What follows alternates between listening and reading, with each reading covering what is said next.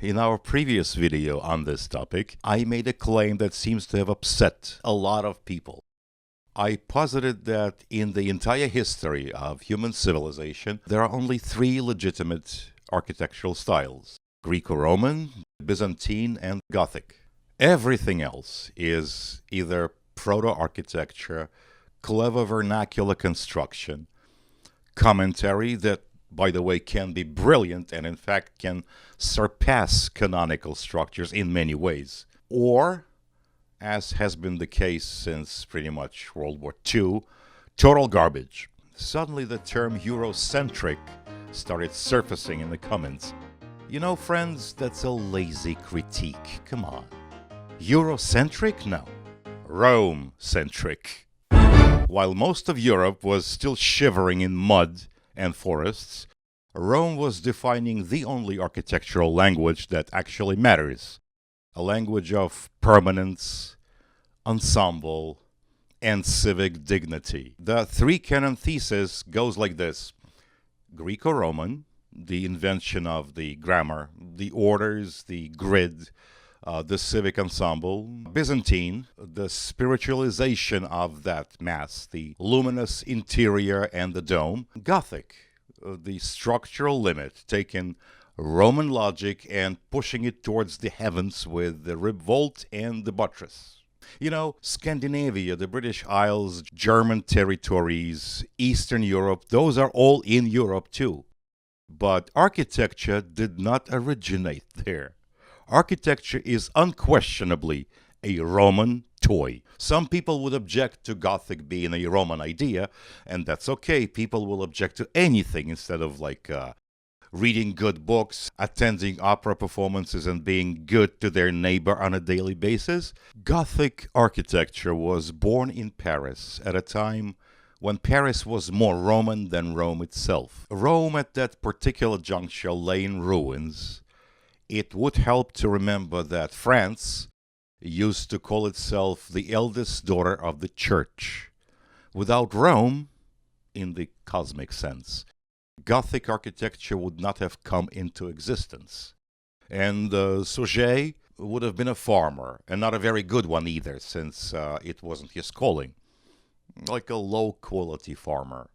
Rotten cucumbers and rancid sour cream. Now, by what seems to be popular demand, let's take a look at some buildings, structures that aren't architecture but are very much worth looking at.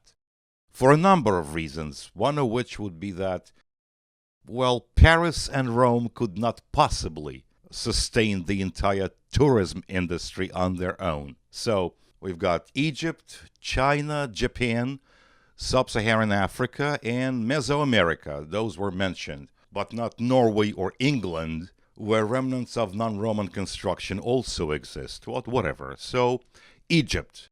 The claim is that Greek architecture took inspiration from it, and consequently, the roots of Roman ideas are to be found in Egypt. Look, the entire built environment is rooted in tents and log cabins. The clothes in your closet are the direct descendants of animal skins, and even that beautiful filet mignon at a five-star restaurant can count the primeval mammoth hunt, followed by the communal campfire, among its ancestors. Everything has a beginning. The question is when and where culture becomes civilization. Are you lecturing these good people?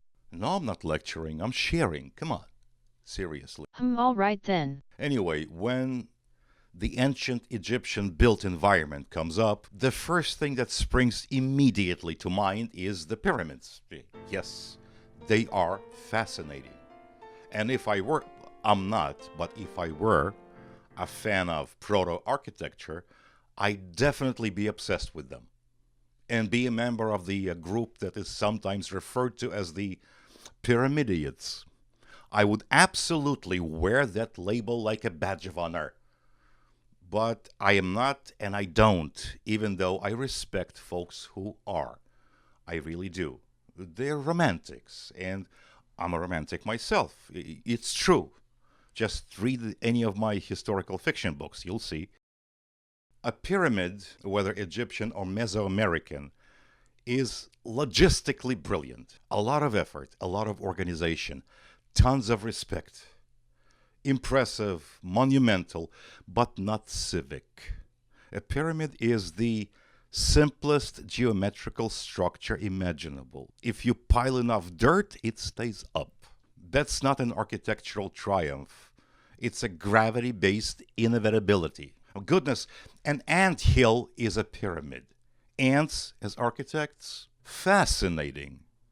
Incidentally, those Mesoamerican pyramids built by the Maya, and this is only my opinion, those are aesthetically more appealing because of the setbacks. There's more to them than just size. Now, Egyptian temples are a bit more sophisticated than the pyramids, even though the sloped walls are once again an indication of less than sophisticated engineering. A wide base, the sides narrowing towards the apex. The same idea as the pyramids, stability achieved through simplicity and brute force. And the presence of monoliths, much admired by Egypt lovers, is not a sign of sophistication. It's quite the opposite.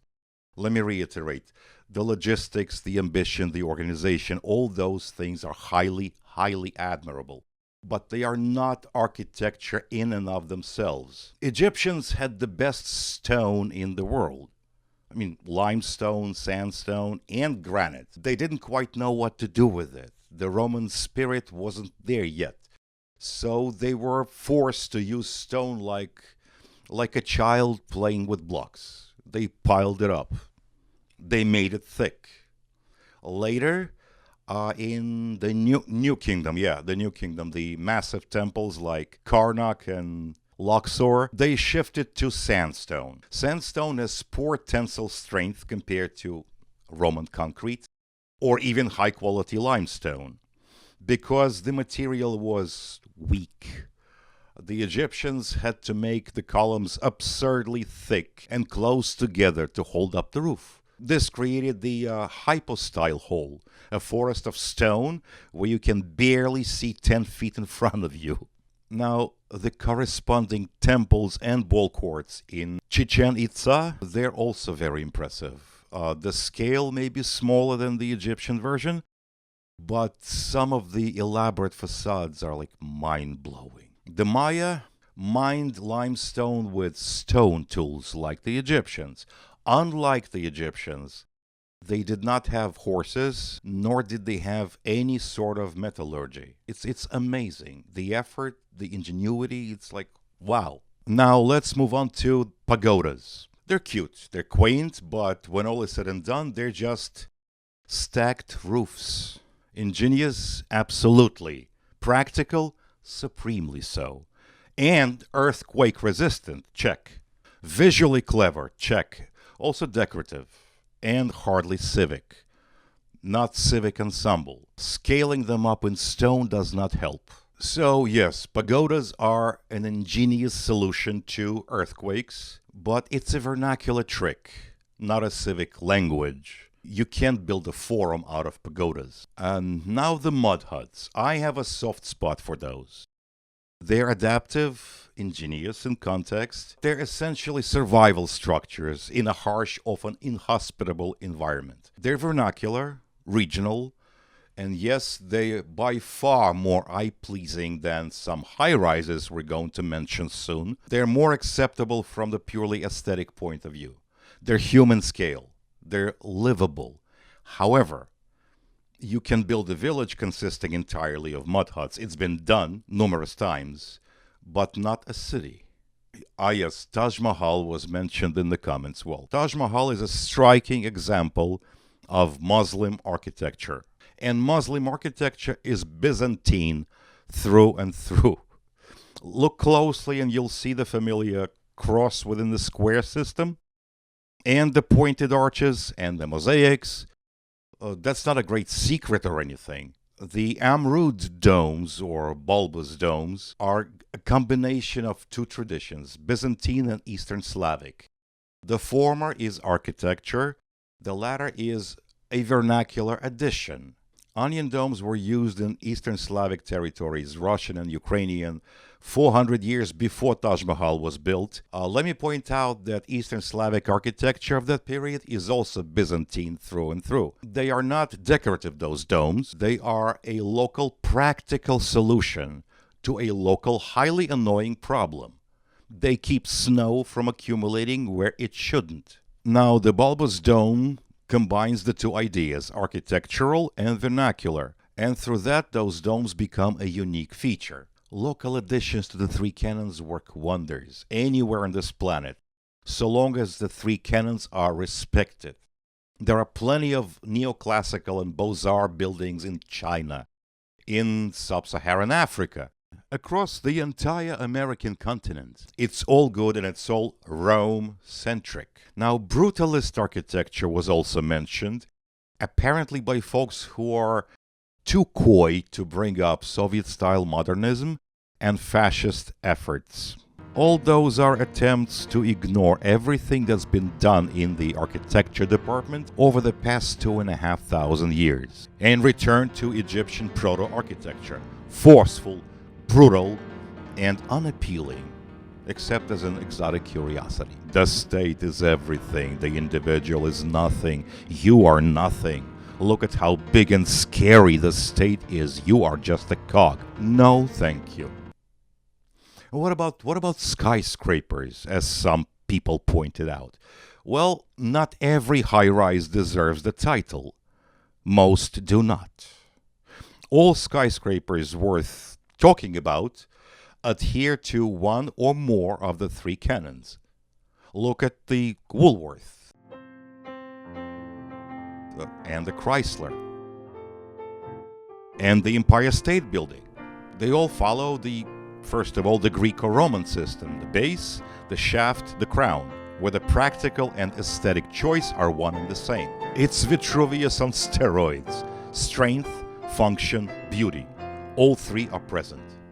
As for the beehives, stacked boxes, stacks of shipping containers, honeycombs, file cabinets, storage racks with tinted glass walls, twisted metal columns, my personal favorite, motorcycle cylinder blocks, and all the rest of it. They're cousins to brutalism in that they're designed to render the individual, you, me, insignificant. But they go further. They render humanity in general insignificant. They're instantly on a grand scale. They're provisional, temporary, and completely disconnected from their urban environment. They're hostile, openly disdainful of the human proportions delineated by Vitruvius, angular, no room for shops and cafes, and generally repulsive. Now let me address this intriguing nuance. Since time immemorial, the best, the most graceful, the most appealing buildings have been temples. From pagan to Hebrew to Christian to Muslim construction, the place of worship has always been it. Like, look, Lord, this one's for you. Part of the purpose of such buildings has always been putting you in the right mood. Be awed. This is God's place. What's been happening since World War II, though, is, I don't know, travesty, sacrilege, and idiocy rolled into one. This is a mosque, a classical mosque, right? Do these people worship their creator? Do they respect him? Absolutely. But, what is that? What is it? Now, we Christians have several types of temples. Look, this is a church, and so is this and this. But what on God's green earth is that? Now, with Jews, the issue is a little bit more subtle. Technically, there can only be one temple, the one in Jerusalem. The last one was destroyed by the Romans in the year 70 A.D. Synagogue is a Greek word that means, well, a club, a gathering place with a space designated for prayer. That said, according to Hebrew tradition, you'll need 10 men to pray in it for the place to be called a synagogue. So, maybe not a full-fledged temple, but still a little bit of a temple, a place where God is worshipped. So, here we go. This is most definitely a place of worship. It's a synagogue. It's lavish, it's elegant, it's respectful of God and the congregants, right? What is that? Meantime, in Paris, France, the Montparnasse building, erected in the 1960s, met with a significant backlash.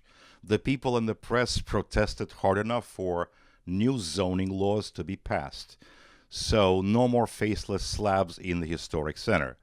And that's beautiful and commendable, and kudos to everyone who participated. Then, 10 years later, an entire historic neighborhood was demolished to make room for this. It's called the Pompidou Center. What were they trying to prove? Thank you for watching. I'm Ricky Vernio coming to you from Brooklyn, New York, and I'll see you soon.